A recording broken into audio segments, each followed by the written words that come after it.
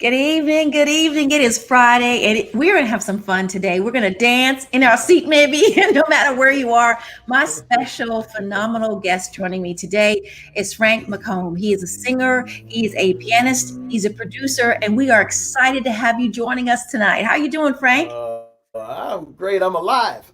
Yes, yes, yes. I'm great, man. I'm great. Happy to be here. Thanks for the invitation. So, where are Appreciate you it. checking in from, Frank? Oh, I'm in California. Trying to stay away from all the fires and everything. So, Yes, please be safe out yeah. there. Oh yeah. You know what? I'm gonna tell you. I went to Vegas and stayed at my daughter's house for a day or so, but I came back home just for this interview. I would have still been out there. But I don't have No. I yeah I don't have any gear in my daughter's house, but that's gonna change. she doesn't know That's going to she change doesn't know things. it yet though. She doesn't know Surprise, she it. knows now, So right? yeah, she knows now. But yeah, my wife and I we drove back just so I could do this interview. I That's right. really appreciate that. And you have a lot of fans that are looking forward to hearing you. We're in the Thank you. midst of this COVID-19, and it's really Yeah, changed how we do a lot of things. How is this affecting yeah. you professionally? Well, to be honest with you, the only thing is affecting the only thing that I'm affected by is the fact that I can't tour. I mean, I've always been independent for years, so this lifestyle is not new to me. So it ain't new to me at all. I've been operating like this, doing everything myself, depending on myself and not a label. Um, just all the things that a lot of people have had to need or lean on or use, I wasn't given those opportunities anyway. So I've been my own man since 2004, so I'm good. So, Frank, let's talk about that because you started off with Motown. You then, I believe, went to Columbia and then independent. Can you tell me basically what you learned from that experience and like the difference? Mm. Well, I learned that when I was with the label, and it's not to slight the labels, but just being honest from my own experience, and my own walk.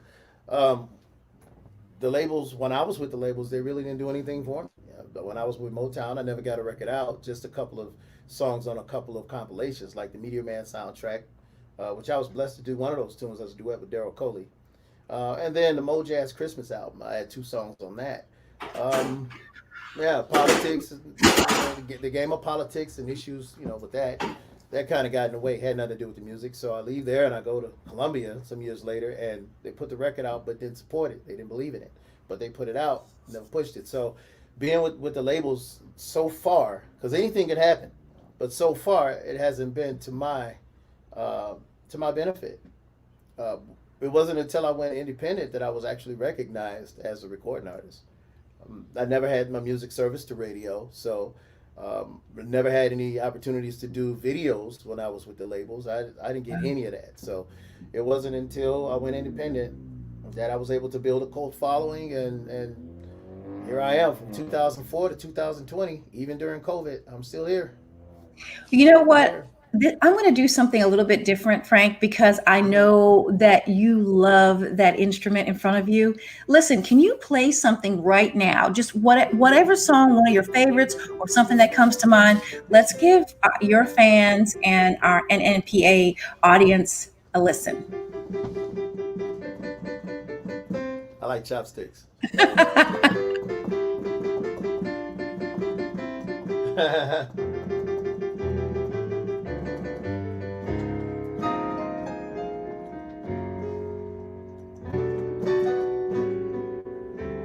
Another day,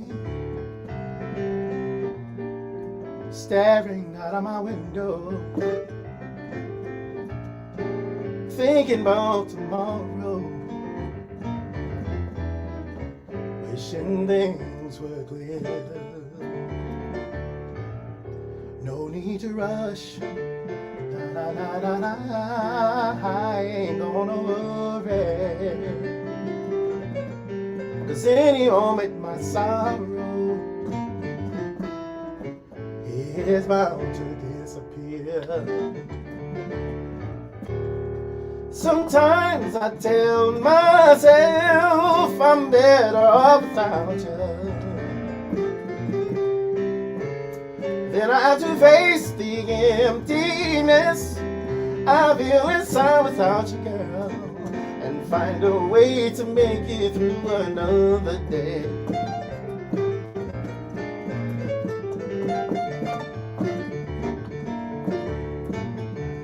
I need a way to find that truth within me.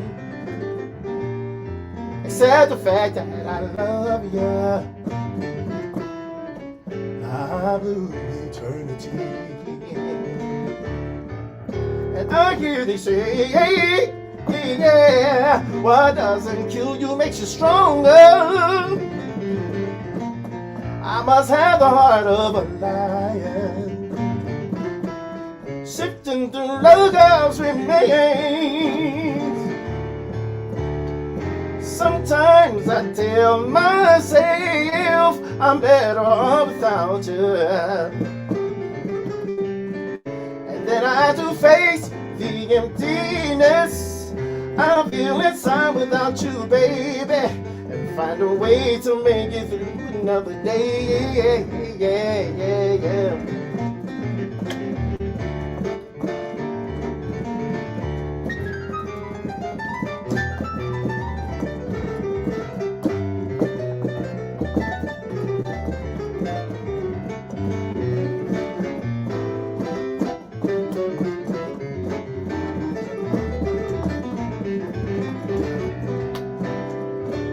My love for you is etched forever in my memory. Now I realize that life goes on even though you're not here with me. I wake up looking forward to another day of living without you. Can't stand living without you. Just another day.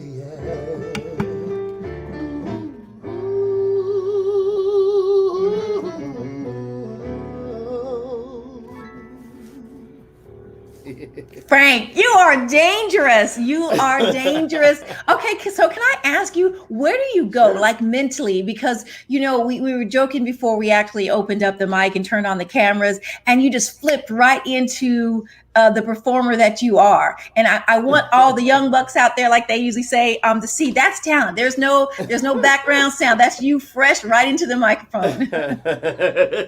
Actually, I don't know. It's just God and God alone. He loaned it to me, and I just try to maximize it and just do the best I can with what I have.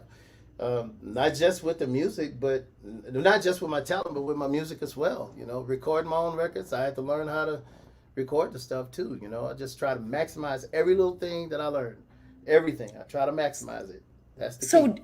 Was there a mother, father, relative that was musically inclined? Where did it come from? When did you discover it? It was actually my aunt Evelina. May she rest in peace. Evelina was so cool, man. Evelina would play piano and organ sometimes at my grandmother's church. And I was just a little kid, and I watched her write a blues tune. I tell the story all the time. I watched her write a blues tune at the end of service, which I thought was really cool, because to me that was musical freedom, to be able to write a blues tune in church. So I told her that day I wanted her to teach me to play piano. So we get to my mother's house, and after church, she puts this Tinker toy on top of my mother's dining room table. And it still had the little drums in it. You push the button and you play the little drums in it. Had one speaker on it, So, oh my God. Yeah, so she thought she had a full recording studio with that thing. But yeah, she sat me down and this is C and D and E and F and G, and just started fussing at me like an old hag, And she worked with me for 1 hour, 3 Sundays in a row. So after that third Sunday, she couldn't work with me anymore. So it was 1 hour for 3 Sundays. So if you do the math, it was 3 hours piano training. That's what I got. So wait a minute, and you were bitten at that point. Yeah, 3 hours piano training. Yep. So what was the next progression before you got signed to your first label?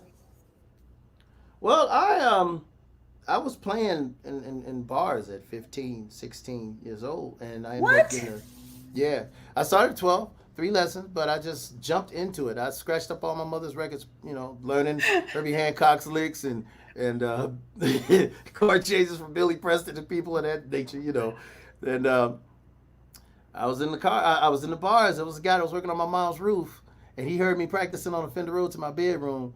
And he just happened to be a local drummer, playing in the bars. Dallas Hudgens, I'll never forget this guy. He came up to me Wow. and said, "Hey man, you need to be out playing in the bars with us, man. We'll sneak you out." I was like, "Okay." And I'm from the hood, so that was the way. That's the way of life, you know. I was from the hood in Cleveland, Ohio, so and I would sneak out my roads. My bedroom was in the back by the back door. My mother, we had this long apartment, right? My mother was up front, and my bedroom was all the way in the back. So I'm sneaking out the back door. She had to go to bed early because she had to be at work early, so that was perfect for me. Take my little Wow. stage model roads. They would put it in their trunk. We would go play the bars. I get my little $40. Come back home. My mom never even knew I was gone. Wow. Yeah. So, but you know, eventually I told her what I was doing, and I started a trio, and the Frank McComb trio back then in Cleveland, and playing the bars. Yeah. So How I old were just you when kept. you did the trio? Man, I was 17, had my mouth shut, man. I wouldn't talk. I wouldn't tell people nothing. The bars, they just wanted to make money, you know. And I had a little cult following that would come and see me in Cleveland. And you had some of those nights where they weren't even listening to the music. They were just getting their drink on and we were just nostrums, Playing, basically. Yeah, right? doing what So you like to do. I was just earning my little change and helping my mama raise my sisters, you know. Now, So, a little birdie told me that you have a relationship or tie to the Rude Boys. We all remember yep. them. Yeah. All over your face. Come on, come on, come on. You don't have to say a word. Come Boy, on, Frank. that was the jam. I just love those guys. Those Wait, are my wait, what are you guys, man. doing? Why are you Oh, you stopping? gonna sing it? Oh, No, okay. please. I will You not gonna sing ruin it? that song by singing it, but I will Just listen to smile, you. just smile, just smile, just That is my smile song. for me.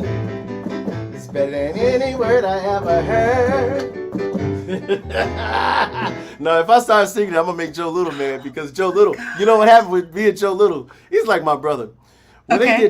When they did their second album, the late Larry Marcus, we called him Bingo. He was a member of the group. He wrote a couple of tunes and he had me come over to the house and demo them for him. Why did Joe Little sing every single lick I sang, and put it on the record? I was like, Joe, really? You Oh, couldn't do your own thing what? to it?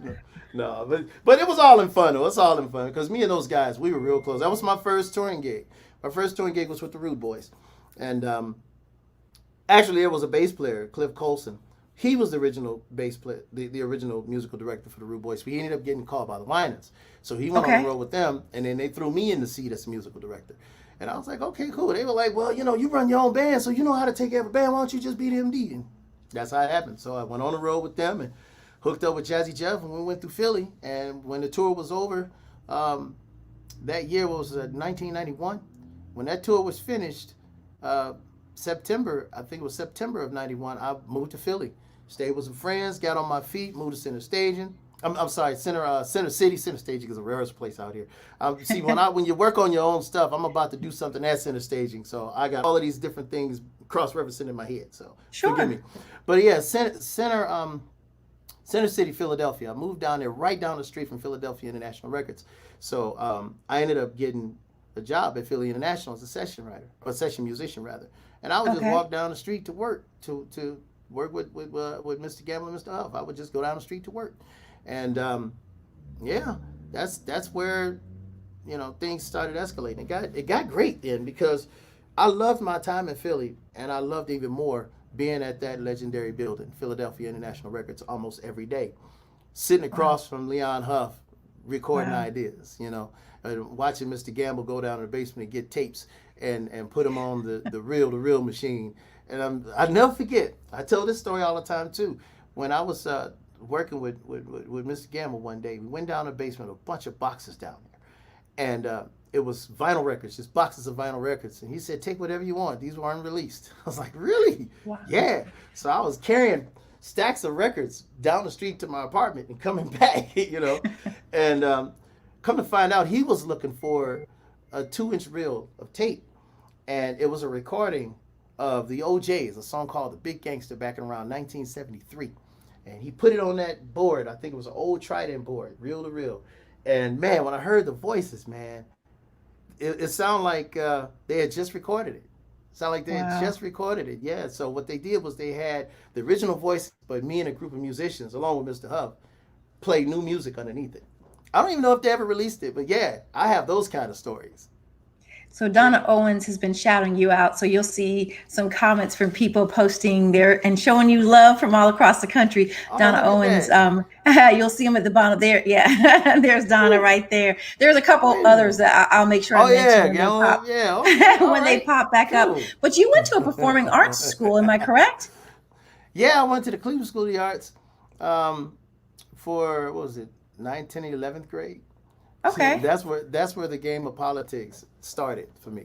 It started there. So will you explain when you Yeah, say that? yeah. The game of politics.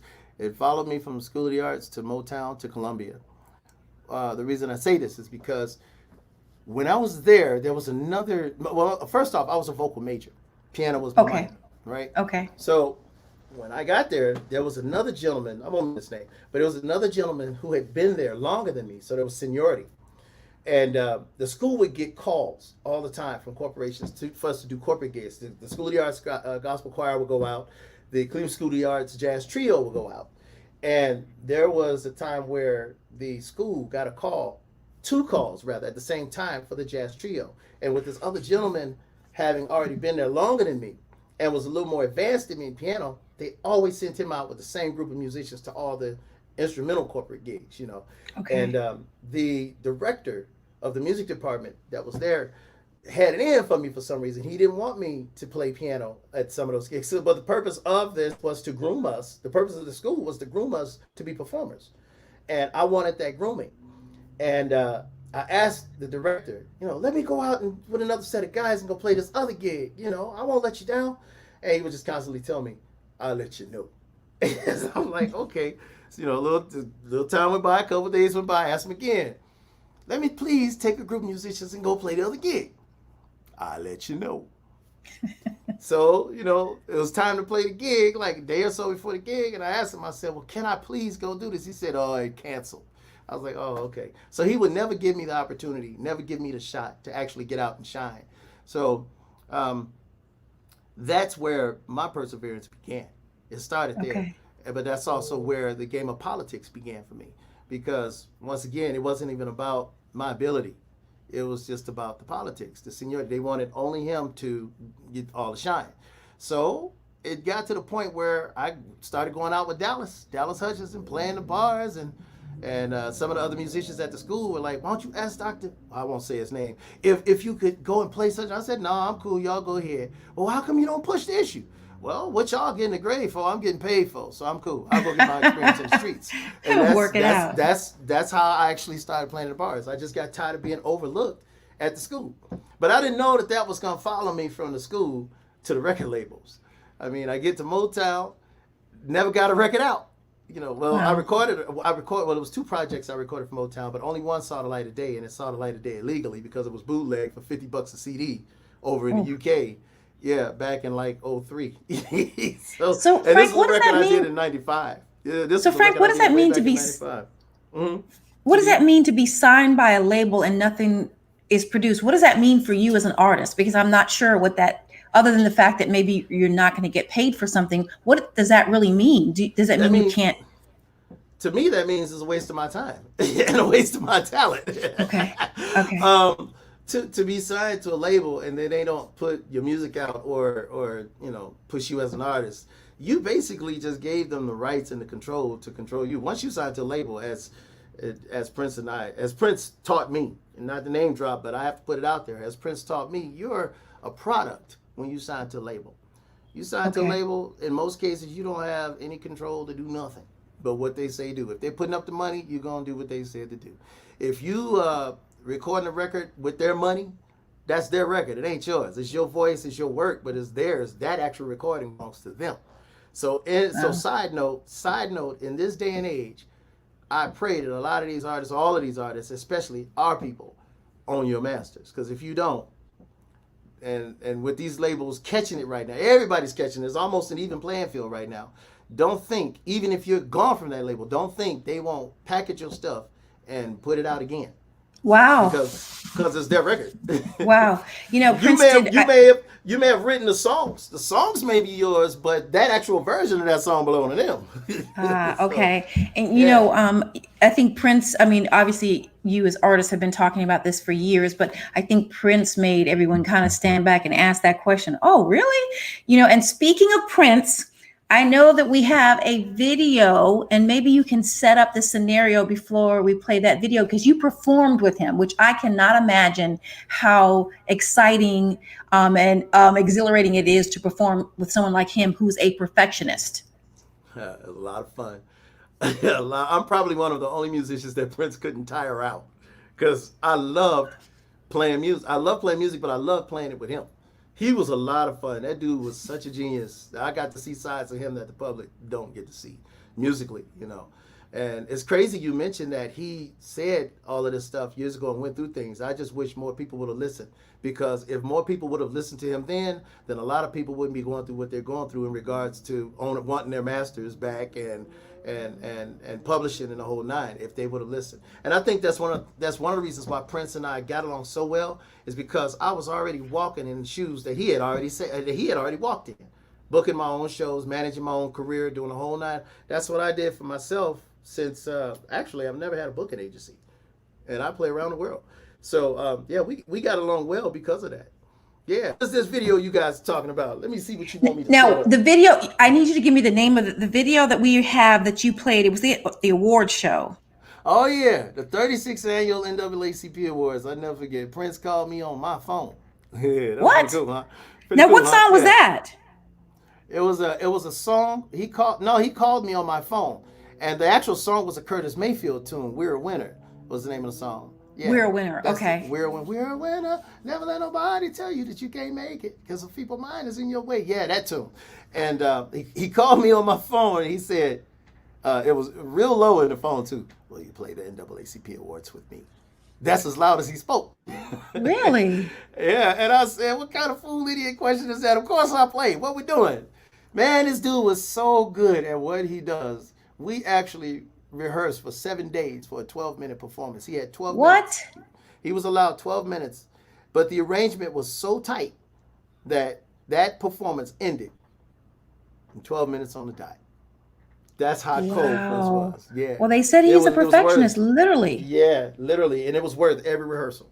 It was. It was worth Now, I every think rehearsal. my producer's looking to pull that. Maybe we can play another clip, but I really would love for the viewers to see that clip with Prince on stage, and they have a close up of Yeah. you and you're singing. It's rather exciting. If you love music, and of course, if you love Prince, you'll enjoy seeing that as well. And in fact, you've Yeah. performed all over the country, all over the world. Yeah, it's fun. I love traveling. I miss traveling.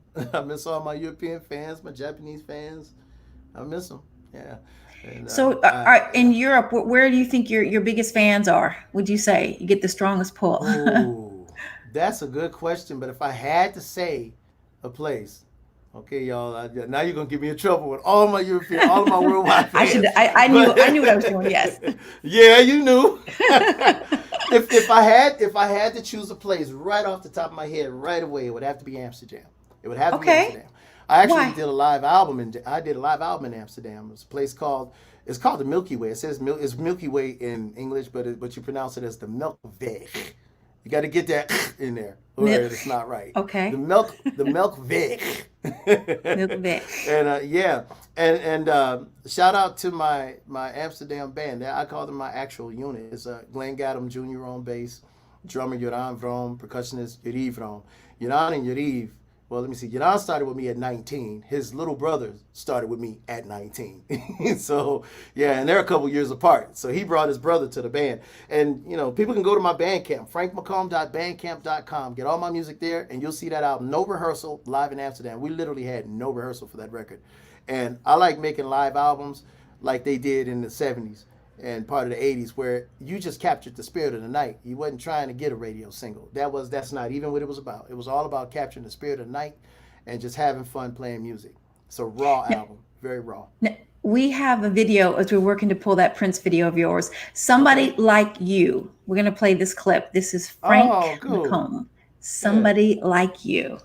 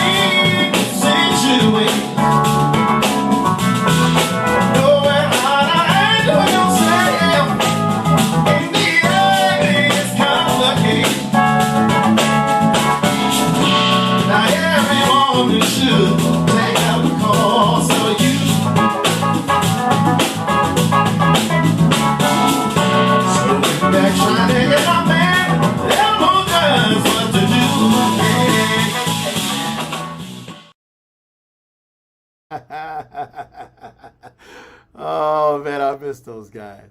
I miss those guys so much. Wow.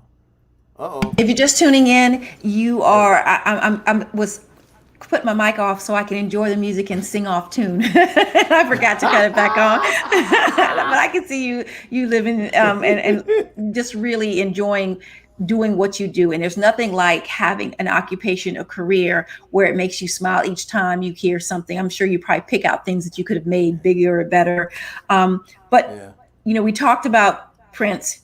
You've performed with Shaka Khan, Najee, George Duke, Frankie Beverly and Maze. The DMV absolutely loves them. Patrice Yeah, Rushen, right. Yeah. Lalah Hathaway, and that's just some of them. So that's pretty impressive, and that Thank you've you. been doing it pretty much on your own with the independent label. So Yeah. I know that you are working on. Is it Inspire Your Life? Tell us about that. Yeah. Well, and I got many records out, at least 15, and on most of those records, I try to give back to the God I serve. Um, I have one or two songs of inspiration on most of my records, and what I decided to do, thank God I'm able to do it. If I didn't own my own work, my own masters, I wouldn't be able to do it. But I was able to take all of the inspirational tunes from all of those various albums and put them on one body of work and release them, especially in such a time. You know, people need a place to go where they don't hear all the bad news. People need a place to go to refresh, rejuvenate, restart, regroup. Uh, just a place to get some inspiration. There are those who are doing what I do for a living independently, and they don't. Some just may not have the oomph to keep going, you know. But I try to put out the kind of music that people can go to the drawstring from, and hopefully some of those guys can see what it is that I'm doing, and it would just ignite that fire again, you know, to get them to get back out there and do it. Don't think that I haven't wanted to quit quite a few times in my career, but I got to keep going, you know. It's first a ministry and then a career. If you know, that's the way I see it, because God loaned it to me to do it, so I'm gonna do it. So Um, Frank, when you broke into the industry, was it gospel? Because it's funny, that you bring that up. I mhm. see R&B, gospel, and jazz all under your name. Thank you. Yeah, I appreciate that. Um, Versatility. I just never saw anything wrong with versatility. I came up playing organ in my grandmother's church until they put me off of it. They said I played too jazzy. But then here I am years later, Oh, wow. endorsed by the great Billy Preston as a B3 player. I don't do it much in person, but yeah, Billy Preston endorsed me as a B3 player. So I came Wow. up with my mother and my aunts, my grandmother. They all listened to so many different styles of music in the house. I remember when Visions by Stevie Wonder came in the house. I was 3 years old. I remember when Songs of Wow. the Kid Life came in the house. I was 6, 5, you know, and just my memory for music goes back that far. And they played some of everything, you know, so it was no sense in me getting stuck to one style of music.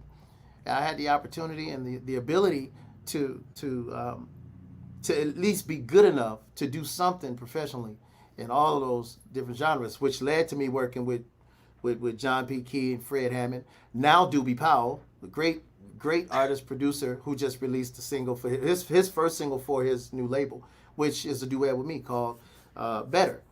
Um, Better. to work with Fred Hammond and those guys, and then to turn around and do to go on tour with Jazzy Jeff and the Fresh Prince, which is hip hop and rap. To work with numerous people in R&B. So you know, I just in this business, the more I just believe that the more you know how to do, the better your chances of eating. Because this is a career for me, not a hobby. This is a career, and I love what I do. But don't get me wrong, there are cons too. You know, you got the pros and the cons, and the cons will make you want to quit. But if you just stay focused on your race and not look to the left or to the right at what the next man is doing, you gonna be all right. I love Kendrick Lamar. I love Okay, Kendrick Lamar. I see. So you That is mentioned a the little bit. dude. You mentioned a little bit of the people who inspired you when you started the business. Mm-hmm. Who or what inspires you now? But my son has been a huge inspiration for me because I didn't see my son getting in the business. I did not see my son getting in the game.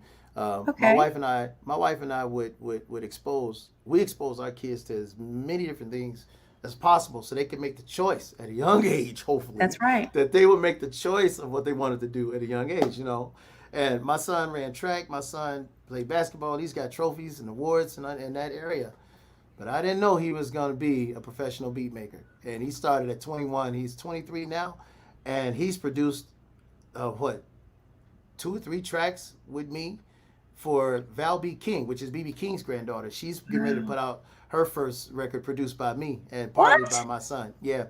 Yeah, Val B. King. Look out for Val B. King. We're working on her record now. In fact, she's got a single now. A couple singles. So many ways than one. Ooh, you. Just look up Val B. King and you'll see that's my production. What's her sound? Can you? R&B. I mean, so R&B. Yeah. Okay, R&B. A lot of people expect her to sing blues because her grandfather was king of the blues, but that's his thing, not her. That's right. That's right. She's doing R&B and she loves R&B, so that's her thing.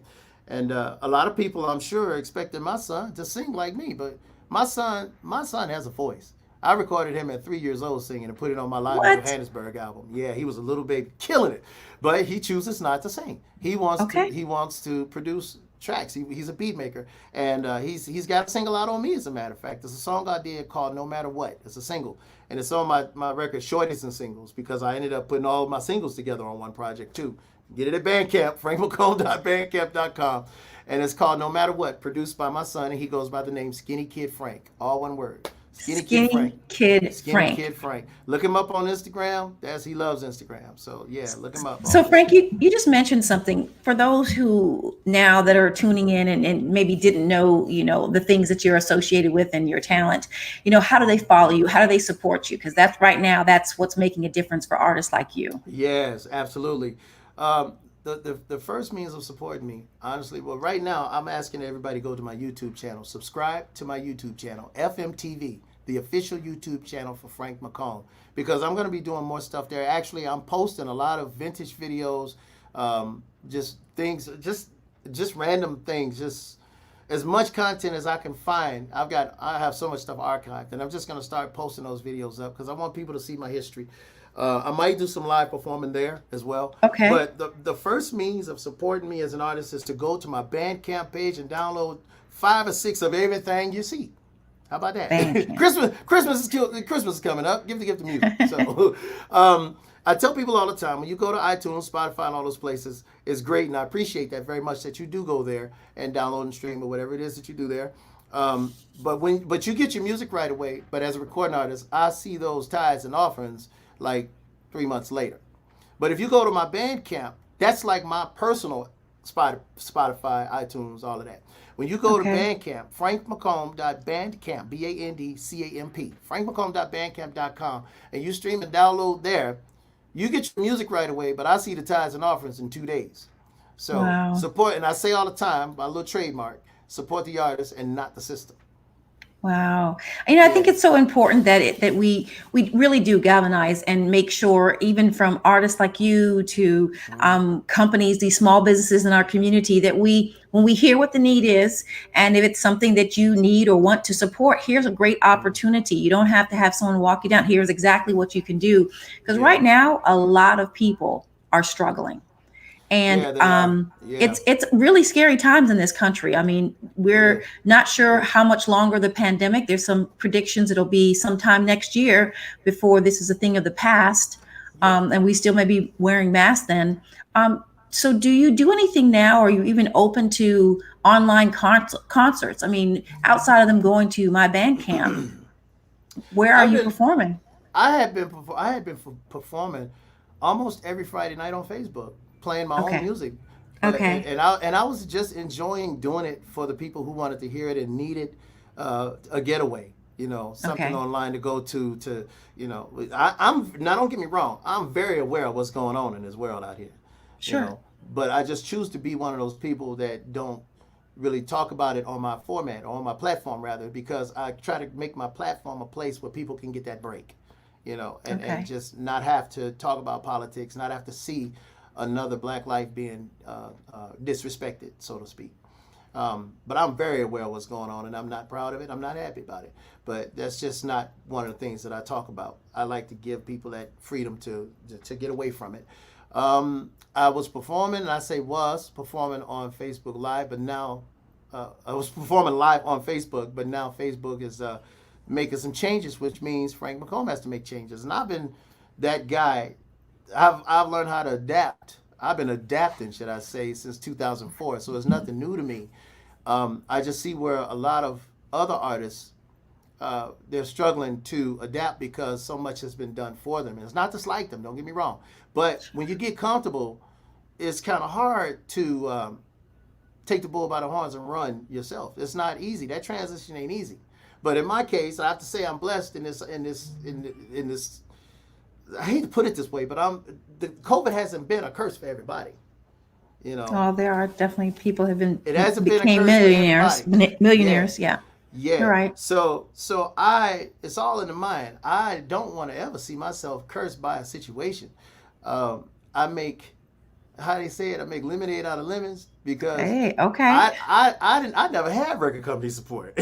I never had radio support. So I don't new. have I don't have all the management fees, the booking agency fees, and Okay.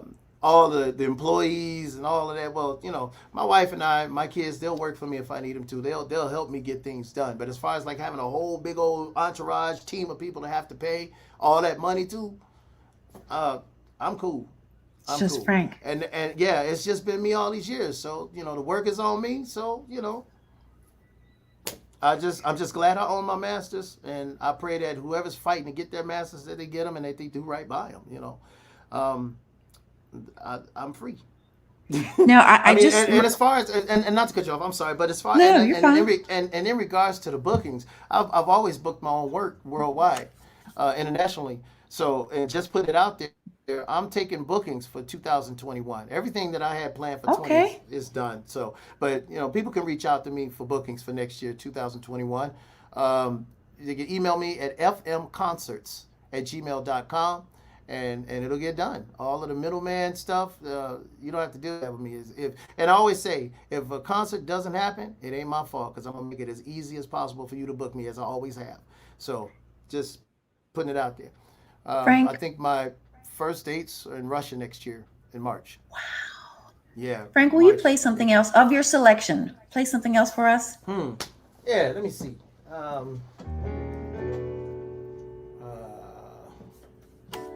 As the fish from the sea, like the wind blowing, all the words come naturally to me. That describes just how much I do love you, lady.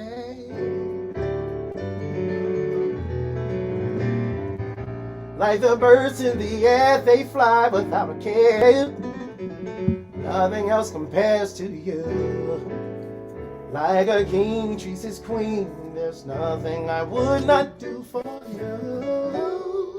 Ooh, ooh, ooh, ooh. I've traveled the whole wide world twice in a day. For you nothing's impossible, yeah.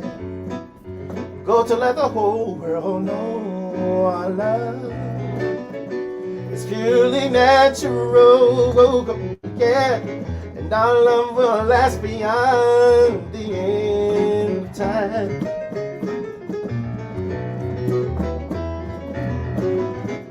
To have to grow a love as strong as yours and mine.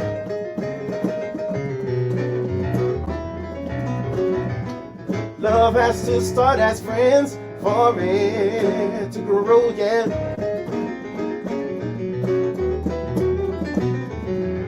And friendship's the main ingredient for love, natural, no.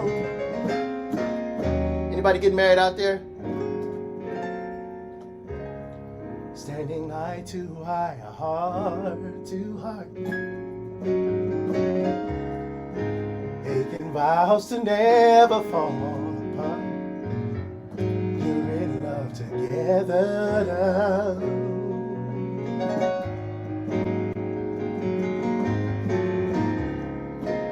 In harmony, your hearts will start to sing.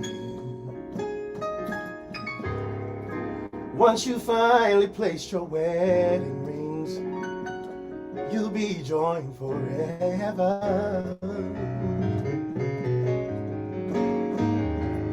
You'll be happy that's one in love. Till death do you part.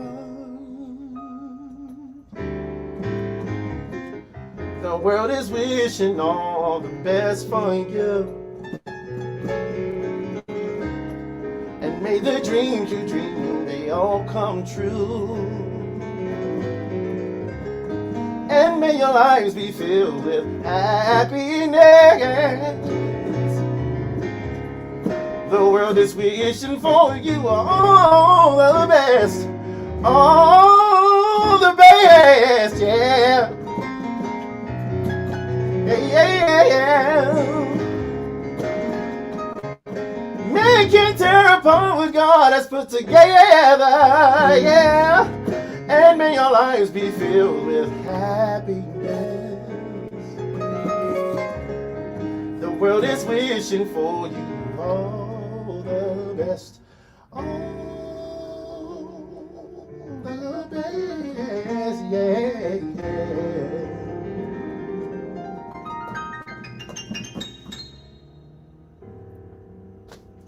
You have so much fun playing. You have so much fun playing. All the time. Frank, we have a question from Derek Terry. Yeah. He says, my son is 14 and plays piano and listens to all types of music. He likes making beats and writing, but thinks the music game is easy to get into. What advice can you give any parent who doesn't want him to give up on his, quote, right now aspirations, but also providing a sense of reality? Great question. Hey, Derek. Hey, man. Mr. Derek, reality being the first thing here. Be realistic and be straight up with your son. The first thing is you want to make sure that what he has is good. Not saying that it's not, but even I have to go back to the drawing board and revamp some things to tighten up my sound, the whole nine. First and foremost, do that. Make sure that just like me, he listens to a lot of different stuff, but he has to center it. He's got to bring it in and find him inside of that. He's got to find himself inside of all of that music so that he doesn't come out sounding exactly like one person or, one specific artist. He can find his own sound. I mean, I hear it all the time. Man, you sound like Donny Hathaway. You play like Herbie Hancock. You do this, but I still hear you in what you do. That's what you want. You want that second half. I still hear your son and what he does. That's what you want. As far as record business, let me tell you, anybody can jump in. That's what's really sad about it. A brother can get out of the pen and start a record label. And I'm not slighting them for that because they found something positive to do with their lives. But I'm just making it as a point that pretty much anybody can get in the game. If it was that hard to get in the game, a lot of people that can't sing that's in the game wouldn't be in the game. So just calling it like it is. Like Prince taught me, brand yourself. This FM right here, I wrote that about 1,000 times till I found the right one that I liked. Prince told me to brand myself because you are a product, but be your own product.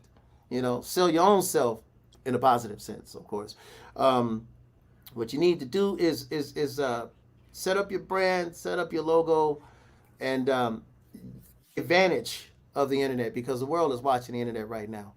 So set up your own little label name and put yourself out on a label. That's what I did. Boobeescoot Music is me, and it's for me only. I patterned myself after the great Isley Brothers, who did not want to do the music that Motown was putting out back in their time. They didn't want to do that. So what the Isley Brothers did was they started a company called Teaneck out of Teaneck, New Jersey. They got distribution from what we know as Sony back then was CBS, put their own sound out, and they made it about them. And if you listen to, I think almost any Isley Brothers record, you're not going to hear a string section, you're not going to hear a horn section. It's just straight up them, a rhythm section with their own unique sound on their own label. So set it up for yourself, be your own man, and don't rip your son off. Pay him right, make sure he's well taken care of. Don't Gary Coleman your son. Make sure you protect him, have his back, help him count his money, and set up something for him for the future. So if he wants to go to college, start selling that music and put some of that away for him to go to school. Things of that nature. Look out for your boy. Don't be his first thief. Don't do. Hopefully he won't have any, but don't be that first guy. Oh, So do you think, I don't know how many young people you work with, and listening to Derek's comment, I think sometimes the younger generation thinks, oh, it's simple. I just have to do this and I'll be in and I'll be making all oh this yeah. money right away. Mhm. Well, just don't be in denial of the cons, though. You got to Okay. keep your eyes open for the cons. And if you got something good, you might have people coming after you. And it might be a bidding war. Just have some discernment. Have a lot of discernment. Yeah, it's easy to get in. It's going to take integrity to keep you in. Don't don't fall for everything that come your way. You know, And read those just contracts. yeah, read. And in fact, they come at you as contracts, but turn them into agreements. That's what Prince taught me, because you don't want to get Oh, into nothing. Yeah, they come at you as contracts, but turn it into an agreement, because you want to agree on what you're signing on. Otherwise, they've conned you. So wow. yeah. So don't be in denial of what can come at you. There's some pythons out here, man. They quiet and they move smoothly. Yeah. So, but once they get the fangs in you, boy. Yeah. So, watch out for the cons and don't be in denial. Don't be in denial if of the lack of knowledge you may have. Don't be in denial. Go and get the knowledge. Do what you need to do. I'm still learning every day, man. I'm learning. Yeah. Now, So Frank, I hope I answered your question. we talked about you working with Prince and George Duke and Najee, and the list goes on, right? So, are Mhm. there any greats or people today that you would love to collab with? Kendrick Lamar. Oh yeah, okay. So you just mentioned I that, like. okay? Hint, I, hint. I've Kendrick, been are you out I've been there? I've been bumping Kendrick Lamar for the last week in my car, man. Kendrick Lamar is the I dude. really I like see him. I why do. I see why George Clinton love him so much. I see why. I mean, yeah, Kendrick Lamar is the dude. I would love to work with him. I would love to, believe it or not, I would love to work with DJ Quick. That boy's Really? bad. DJ Quick is the man. See, everybody Wow. think that I'm just all about Herbie Hancock and Donny Hathaway. It's a Wow. big world out there. Yeah, There it's is. it's There yeah. is. You'd be surprised, man. And then one of the guys that I was really hyped about working with, I did get to work with, and his name is Doobie Powell. Yeah, we Doobie have a Powell. single out Okay. together now. Yep. We have a single out now. Well, it's his single. I'm just featured on it as a duet singer and keyboardist with him. So, yeah, y'all check it out. It's available for downloads now as well. It's called Better. Better. I believe that better is on the way. Those are the words. Yeah, better is on the way. Just So hold on. now you have the so is it considered an album or is just a compilation, the Inspire Your Life? Inspire Your Life and Love Stories, the 1996, 97 demos. Those are compilations. Actually, Inspire Your Life is a compilation of all of my inspirational tunes, but the Love Stories project is all the demos that I actually recorded before Love Stories was even thought of as an album. I was just demoing these songs as ideas, and people said they wanted to hear it, and I made it available. So, new music will be coming soon. I just get to take my time and breathe for a minute. I Okay. was talking to I Sure. was talking to my wife, and she told me, she said, Frank, you don't realize it. You're gone a few weeks at a time, maybe a month here or there, but when you add it all up, dudes, you're gone for more than half of the year. And I'm like, Wow. damn, that's not too bad for a guy who books us on dates. That's not too bad. So I must be doing something right in the areas of communicating with people to book shows. And I thought about it. If I'm home, let me take advantage of this opportunity to just breathe. I'll get to the And that's what keyboard when I everyone's feel been like it. doing with You COVID. know? Forced to, but Yeah. yeah. Yeah. Yeah. So have So you discovered so anything yeah. new about yourself now that you're kind of stationary because of the virus? Anything you discovered about yourself you didn't realize? Actually, nothing new, but I will say that I've discovered that I let myself go in some places. I love working in my house. I love doing the yard work, things like that. I love building things with my Wow. hands because I'm a man's man. I was a mechanic. I was fixing cars. I had the choice to play music or fix cars, you know. What? But what made me choose? Yeah, because I like auto mechanics. What made me choose music is the fact that it gives me the opportunity to travel. I could do more with playing music than I could with being an auto mechanic. And plus, it was good I'd rather play piano than to be fixing a car. Something happened to my hands, I'm done. You Yeah. know, um, I just, um, I just love still. I just love working with my hands. I do. So instead of doing the things that would really hurt my hands, I like building projects. Like I stripped my bike down. I sanded it down completely and repainted my bike, and it looks Wow. good. I I'm growing aloe vera plants on my porch, What? things Did like you that. say aloe vera So plants? aloe vera plant. Oh, you should see my aloe vera plants. In fact, I might take pictures of them and put them online so everybody can see that these little fat thumbs can be a little green. I Yeah, so love learning I different love, things like this. yeah, I absolutely love aloe vera plants. I do. It's my favorite plant. I just do. I never want to cut them either because you can put them on your cuts and stuff. And I don't touch my aloe vera plants. Wait, can I We're gonna tell have you a fight. something? Sidebar. This week Yeah. we here in DC, right? The Hmm. mosquitoes are out crazy, and my dad is like, cut Oh the yeah. aloe vera. I'm like, what? I tell you, I cut the aloe vera, Frank. I put it on the bite that was literally driving me crazy. Instantly it stopped. Like, this is crazy. Hmm. We Yeah. use it for everything. It's, I mean, my daughter Yeah. uses it on her face. I'm like, it's dangerous. So I just had to jump in with that. My parents right now, I know, are smiling as they're Um, watching this. I'm keeping mine away from you. I want to see how Yes, big I they do. I get. cut them for Oh no everything. Yes, my no. daughter used it for hair gel. Yeah, man. I Oh, love my we aloe have a vera. I question just do. here. Yeah. What's Martisa, up? hi, Mr. McComb. What are your plans for your institute? Will you consider online training? Yeah, FMIAI, the Frank McComb Independent Artists Institute. Wow. I was setting up classes, and then I would like cancel them because time just wasn't on my side because I would get caught up in other projects, and I fall behind recording music for other people, Okay. supporting them as well. Um, like Val's record, working on Val's record, working on something for Mesa, and working with Oh, my we just had son. her And on. yeah, that's Love my buddy, her. man. That's my big Woo. sister. Yeah, I've done a couple duets for She is Mesa. She's on my unbelievable. albums. That's my Okay. buddy. And I will I'll set one up. I'll set up FMIAI, but I'm gonna have to book it for down the line to give people a chance to actually register for the class. And would you Frank tell me McComb what that is? Independent Artist. Actually, it's well, now an online class. I was actually teaching classes while I was on the road. I would set up an Okay. extra day where people can actually register like a class because that's really what it Okay. is. It's a class where I sit down and teach people what it takes to sustain as an independent recording artist in this business. And then Wow. there are those who are artists that have come and just wanted some insight on what to do next for their career. So Wow. what better person to get this kind of this kind of knowledge from than somebody who's actually walked it. I mean, you get knowledge from a book, but you get wisdom from actually living it. And I've lived a Absolutely. lot of the stuff that I'm teaching. So I set it up this way so that I can let people know what to look out for and to show them how to avoid some of the pitfalls. Don't go through what I went through. So it's basically me sitting down, teaching my testimony, so to speak. It's the best Wow. way to put it. So, and there are a A lot of cats, a blessing. lot of artists that won't sit down with people like that because they're probably still ashamed of what they went through. Let me tell you something. I am redeemed. I'm delivered. God has blessed me, and I'm going to tell the story. And people that really want to come to this class and learn what it takes, I'll set up a class. I'll set it up for what are we? November? What are we in? No, September?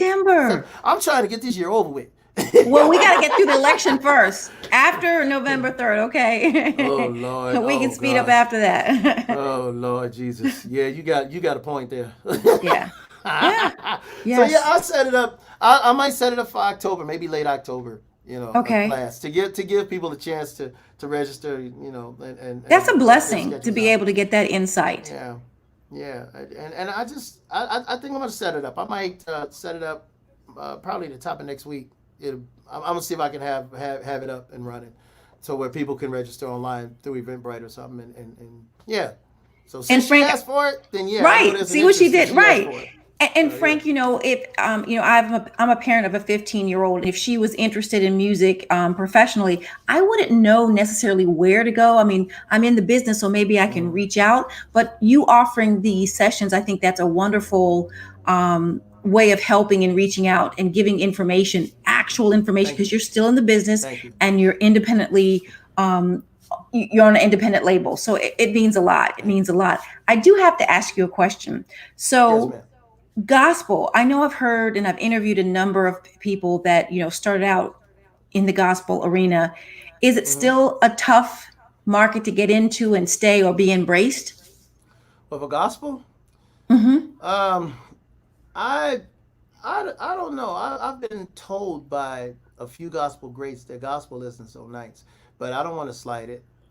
Personally, I can't say that I've had that experience because I Okay. never considered myself a gospel artist. Okay. I've never, I could sing the style of gospel, but that's never been my choice. Like the song "We Made It" on this inspirational joint I just put out, "Inspire Your Life." "We Made It" is a song by the great John P. Key that I remade I love back that around song. 2000. I guess I did this around 2005, 6, 7, somewhere around that time. And I never released it. It just sat in the can.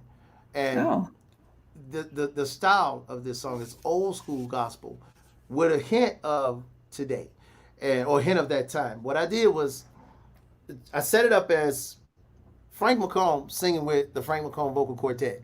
Basically, it's like I'm singing, I'm singing like an old choral group, 4 guys, 1 guy singing lead and 3 guys singing background. And I set it up that way. I did all the backing vocals. I did everything on it. I played electric bass. It sounds like a real bass, but I programmed it.